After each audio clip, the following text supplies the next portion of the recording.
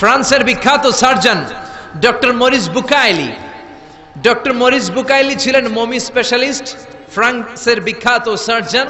1980 সালে মক্কা শহরে একটা এডুকেশন কনফারেন্স হয়েছিল। সেখানে কনফারেন্সে যোগদান করে আরব অনেক শায়েখদের সাথে তিনি পরিচিত হয়েছেন। সেখানে তিনি শুনেছেন আরব শায়েখরা চ্যালেঞ্জ করে বলেছে কোরআনে কোনো ভুল নাই। আল্লাহ চ্যালেঞ্জ দিয়েছে, পারলে ভুল বের করে দেখাও। মরিস বুকাইলি কনফারেন্স শেষে ফ্রান্সে এসে বলে, কি বলে পৃথিবীর সব বইয়ে ভুল আছে, আমার বাইবেলের ভিতরেও কত গোজামিল, আর কোরআনের ভিতরে বুঝি ভুল নাই। আমি ফ্রান্সের বিখ্যাত সার্জন ডক্টর মরিস বুকাইলি কোরআনের ভুল ধরে ছাড়ব। কিন্তু ভুল ধরার জন্য খুলে দেখে কোরআন আরবি ভাষায় লেখা। কোন ভাষায়? কথা বলেন, আরো জোরে বলেন। আরবি ভাষায়। সে তো আরবি বুঝে না। ফোন করলো সৌদি আরবের এক প্রফেসরকে যে আমি প্রত্যেক সামারে 2 মাসের ছুটি পাই, প্রতি বছর আমি 2 মাস এসে আরবি শিখতে চাই।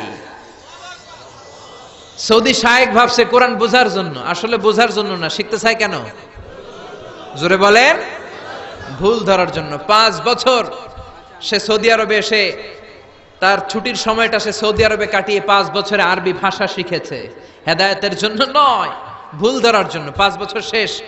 এবার সে কোরআন খুলে দেখে বিসমিল্লাহির রহমানির রহিম থেকে সূরা নাস পর্যন্ত যাই পড়ে তাই বুঝে, এমন আরবি শিখছে। কিন্তু যতই পড়ে অবাক হয়, যতই পড়ে পাগল হয়ে যায়। সে বলে সাগর জলের কথা, মহাকাশের কথা, পাহাড়ের কথা, মরুভূমির কথা, এমব্রয়োলজির কথা, অ্যাস্ট্রোলজি, কসমোলজি, বুটানি, হিউম্যান অ্যানাটমির কথা, কোনো কথাই তো কোরআনে আল্লাহ বাকি রাখে নাই। কোন তথ্য উপাত্তের দিক থেকে আল্লাহর কোরআনে ডক্টর মরিস বুকাইলি একটা ভুলও খুঁজে পায় নাই। কোন সুবহানাল্লাহ।